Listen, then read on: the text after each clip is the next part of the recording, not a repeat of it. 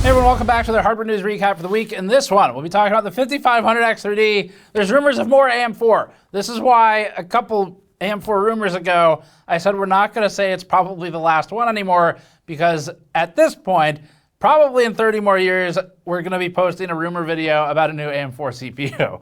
So they're still coming out. It's 5500X3D, which follows the 5600X3D in the 6-core camp. Additionally, we'll be talking about some vulnerabilities for AMD Sinkclose is the one we're covering today. Some new charts we have for the Zen 5 benchmarking, one in particular that we're including here, where we were able to find a specific test where the 9950X has a massive uplift over the 7950X in a deviation from every other benchmark that we ran in the suite. Further, there's rumors of a 4090 and 4080 GPU with double the VRAM for certain AI workloads. Zen 5 APU in the Pocket 4 GPD, and then also the US government wants to make subscriptions easier to cancel for services like Adobe software. Before that, this video is brought to you by Thermal Grizzly's Aeronaut and Hydronaut thermal pastes. Aeronaut is Thermal Grizzly's entry-level thermal solution, marketed as resistant to curing and for long-term endurance. Hydronaut is Thermal Grizzly's next step up, targeted for overclocking and higher performance applications. We've used Hydronaut on a lot of our systems internally over the years. You can learn more at the link in the description below. All right, first up, some Zen 5 follow-ons. So two things. One of them is that we published a Zen 5 efficiency piece at the beginning of the week. Check it out if you haven't seen it.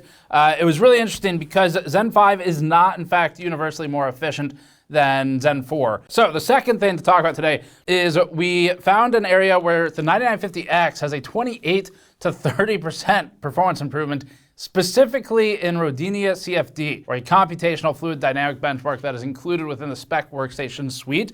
We wanted to include this update because we've been working behind the scenes to try and validate the data for a couple weeks now, where we needed someone else to help us basically make sure with 100% confidence that it is correct. This table was included in our 9900X review. It shows all the tests we included in that review versus the ones that we've been validating. You can see that we went pretty heavy with production and workstation tasks for the 12-core and 16-core reviews, and we're adding more as we go. We've been working for the last week, though, to try and validate those numbers, and we worked with Wendell from Level 1 Techs and with someone at AMD to basically, hey, here's the setup, could you run it, please, and then give us the numbers, and we didn't share ours beforehand to just make sure it was an unfiltered feedback we got. So both of them, Wendell being a neutral third party and AMD obviously being invested in its own product, both came back to us with the same numbers that we were seeing in terms of a % difference. So feeling better about the data, just behind the scenes here, but we are constantly experimenting with new benchmarks, and normally for months to sometimes a year before we publish the new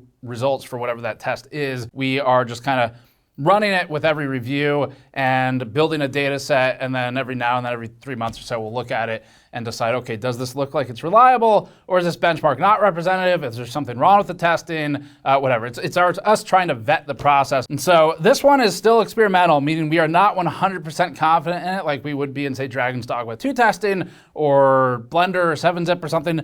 So I want to be really clear, it is not fully 100% ready for prime time by my normal definitions. However, it is such a big difference, and we now have 2 data points externally that match ours that I wanted to share it because I think it's starting to get to the point where we can publish it with confidence. So I wanted to be really clear in that disclosure. Okay, here's the chart. So this chart shows Rodinia CFD, or computational fluid dynamics, tested by the spec workstation test suite from spec.org. Jumping to the spec.org website really quickly, they say this of the benchmark, quote, Rodinia is a benchmark suite developed by Professor Kevin Skadron et al. At the University of Virginia to benchmark heterogeneous platforms. The CFD solver is an unstructured grid finite volume solver for 3D Euler equations representing compressible flow. And back to the chart. This is a workload that reflects strong results for Zen 5. The 9950X gained 28.9% on the 7950X in this test, which is a big boost from what we saw in other non-gaming workloads.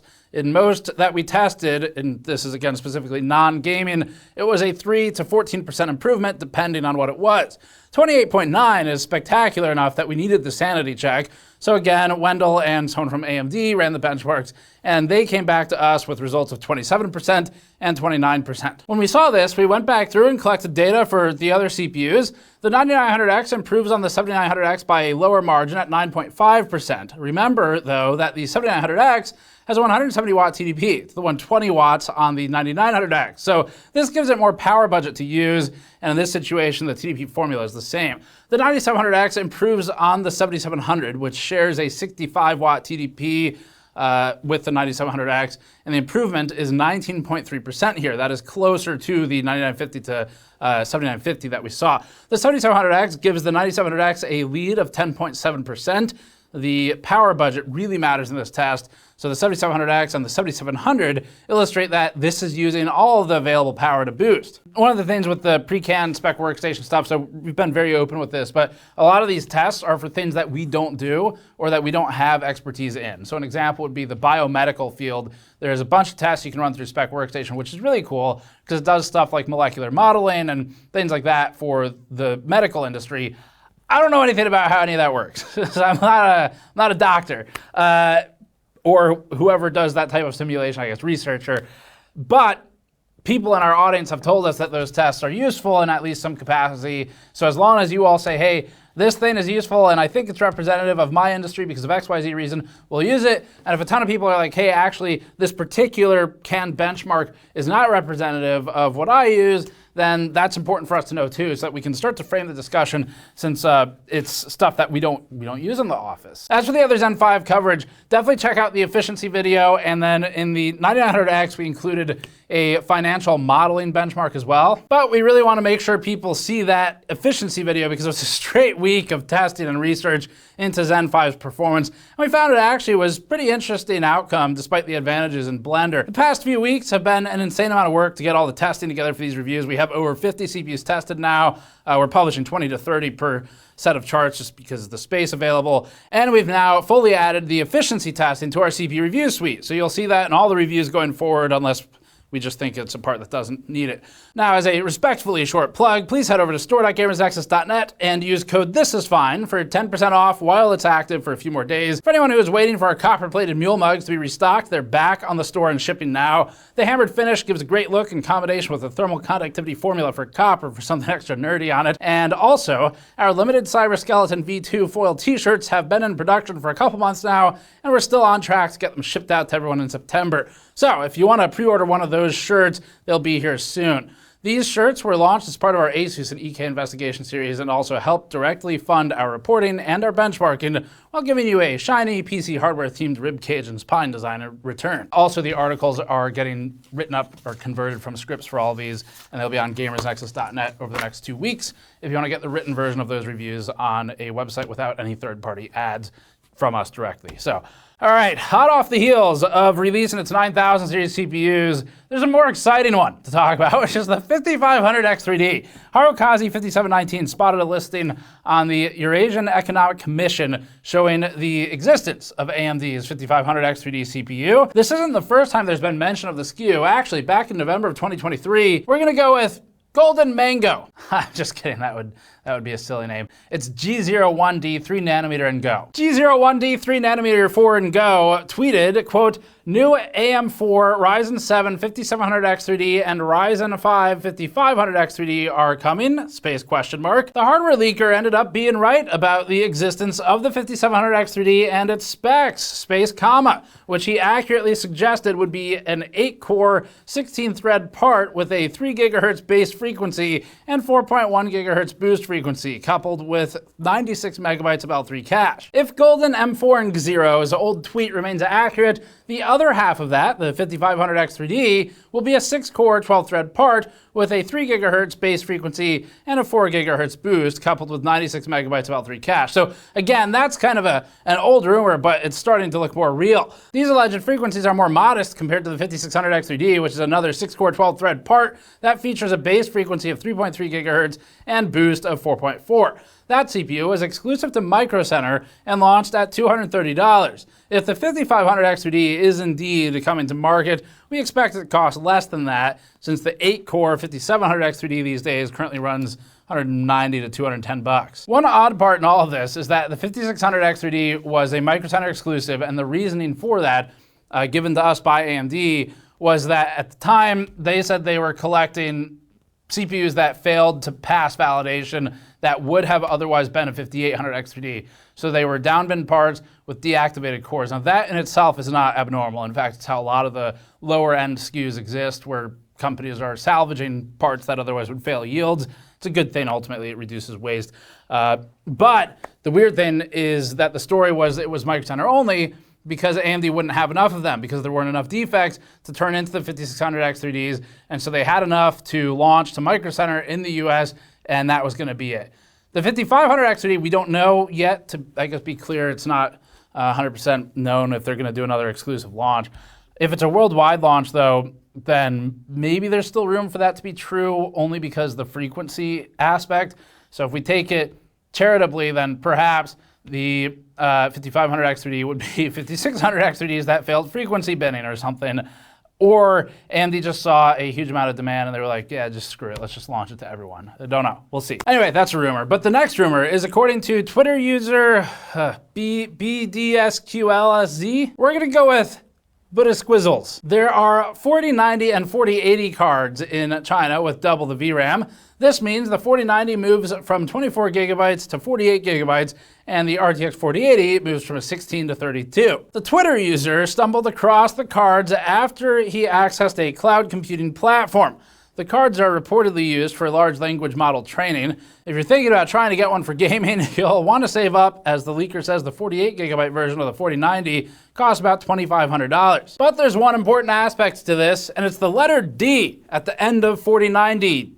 It's the 4090D. We've talked about this card before. This was made to comply with US regulations of shipments into China for the original 4090, which was too powerful for the US government to allow it to be directly sold and shipped into China. And so the 4090D came to exist. The Tom's Hardware write-up notes that how these specific versions of them with the extra memory came to exist is presently unknown. You could feasibly have such a card made by swapping the memory packages, but whether that would just work without firmware or other changes seems unclear at this time. Up next, this is just a really cool one. So some interesting product stuff. GPD has posted a page announcing its new Pocket 4 mini handheld, and it promptly took that page down. Still on archive.org. And GPD is releasing this unique handheld that'll be equipped with the AMD's Strix Point Zen 5 APU. The handheld features an 8.8-inch LTPS display and sports a 2560 by 1600 resolution with a 16 by 10 aspect ratio and a 144 Hz refresh rate.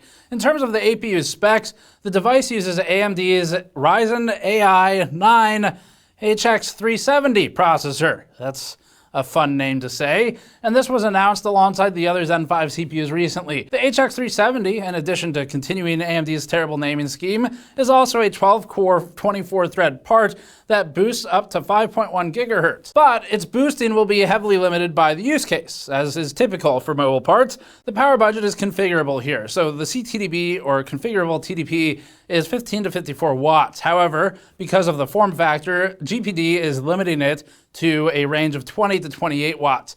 AMD designs these CPUs to be used this way so they can be customized per product. What I thought was the most interesting aspect of this is probably the modular connectivity. So in the back corner of the device, it has a modular port that can be swapped for a single port KVM control module, RS-232 or serial ports, a GPU docking module, a 4G LTE SIM card reader for Internet Anywhere, or a micro SD card reader. So very modular, which allows it to also be small. The flexibility here is excellent for a device not much bigger than an 8.8-inch display. The display can flip over the keyboard, and it also includes a small touchpad and 3-button mouse in the top left corner. Kind of a weird positioning there for that, but that's the way they did it. Rotation is supported up to 180 degrees. For cooling, the Pocket 4 uses a single fan, and for storage, it supports up to 8 terabytes of M.2 2280 SSD storage, so you get to choose your own depending on what SKU you go with. In terms of battery life, the handheld uses a 44.8 watt-hour solution. This is slightly larger than the 2023 ROG Ally's 40 watt-hours, but how long the battery itself lives will depend on how the device is used and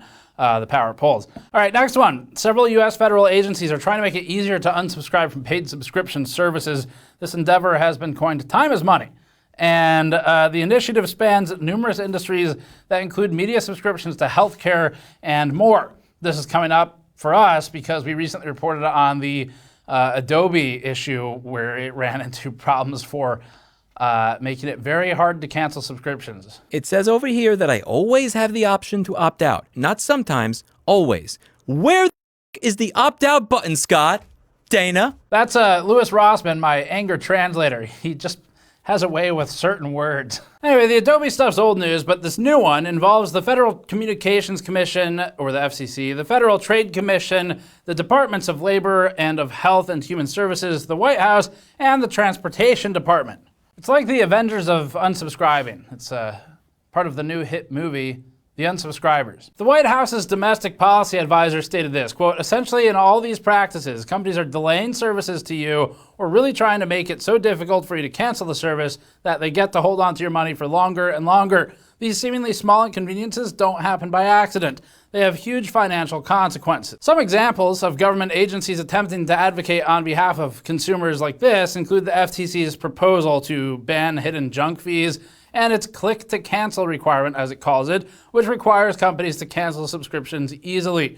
And again, the FTC has also sued Adobe for its subscription practices. Ahead of Meta's Connect 2024 event in September, leaker Luna posted a supposed image for the final design, allegedly, of Meta's unannounced Meta Quest 3S VR headset. Rumors suggest the Meta Quest 3S will be cheaper than the 3 before it, which starts at $500, but that it'll use a bulkier chassis and lower-res display, but feature a similar hardware solution otherwise. Visually, the front of the headset appears flatter than either the Quest 2 or Quest 3 before it, and it features a pair of 3 sensors to enable inside-out tracking and augmented reality. One of the major changes the Quest 3 made over the Quest 2 is the inclusion of pancake lenses, which made the front of the headset less bulky. It remains to be seen whether this supposedly cheaper headset will include this more premium feature, but TechRadar reports that the headset may use the Quest 2's older Fresnel lens system and that it would feature a similar 1832 by 1920 pixel LCD. There's no indication of price or release date yet, but we imagine you'll hear more at the event they have coming up, which is September 25th to 26th. Up next, researchers have discovered a vulnerability coined Sinkclose that affects 18 years worth of AMD processors,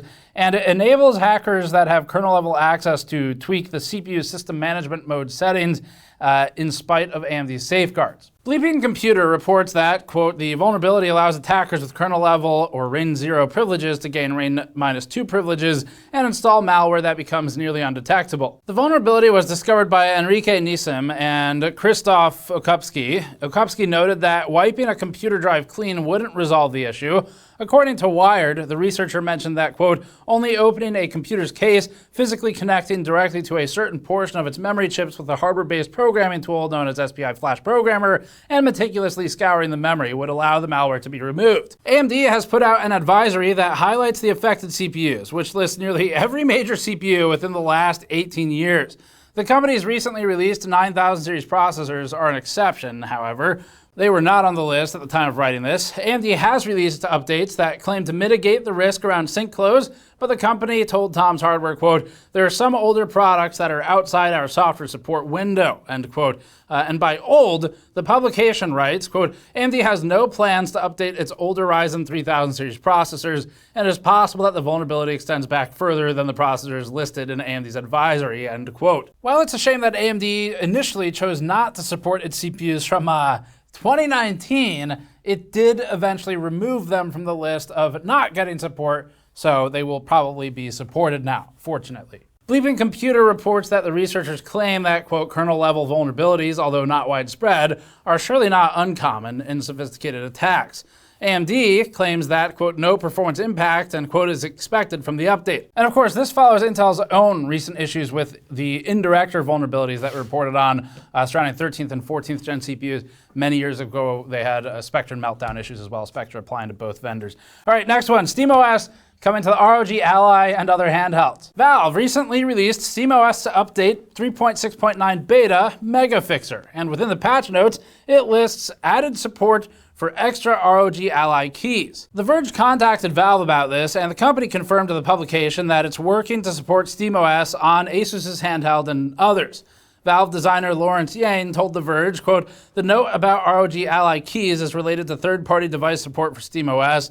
The team is continuing to work on adding support for additional handhelds on SteamOS." There's some pretty big upsides to SteamOS. There's some downsides too. So the biggest pro that we've talked about in our reviews of handhelds is that we've noticed Proton, the translation layer, seems to affect games in a way where the frame pacing is more consistent, so the frame times are better. In other words, if you represent it as 1% and 0.1% lows, those numbers are higher. If you plot it as a frame time plot, interval to interval, then it's more consistent or lower on average, which is better for frame time. So that's one of the big upsides. One of the downsides is that since SteamOS is Linux, game compatibility is not as widespread or instantaneous as it would be on Windows. Same for other applications. But it's getting pretty good. Valve has previously expressed it wants dual booting to be an option, and when The Verge asked Yane about that, the designer replied, quote, "As for Windows, we're preparing to make the remaining Windows drivers for Steam Deck OLED available. You might have seen that we're prepping firmware for the Bluetooth driver. There's no update on the timing for dual boot support.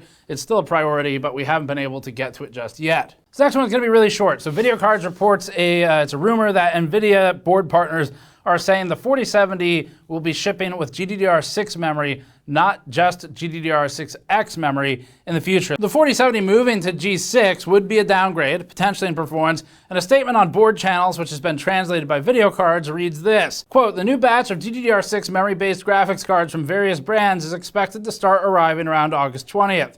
RTX 4070 series models from various brands are likely to remain in short supply, and this shortage may continue around the 20th. The new batch of RTX 4070 GDDR6 memory cards is expected to start arriving after the 20th, which may gradually ease the supply situation. While it sounds like this approach may help alleviate stock issues, hopefully NVIDIA and board partners make a distinction for which 4070s are using GDDR6 versus 6X and change the name entirely, because this is likely to impact performance.